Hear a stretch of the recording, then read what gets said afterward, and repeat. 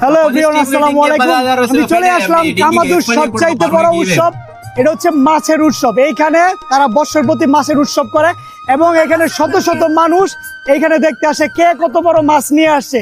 সেজন্য আজকে আসলাম আমাদের কামাদু আইল্যান্ডের এই সুন্দর একটা স্মৃতিচারণ দেখতে। সন্ধ্যার বেলা এসে দেখি মানুষের চাইতে মানে মাছের চাইতে মানুষের সংখ্যা বেশি এবং আমাদের বাঙালি এখানে প্রচুর, আনাচে কানাচে সর্বস্তরে বাঙালি।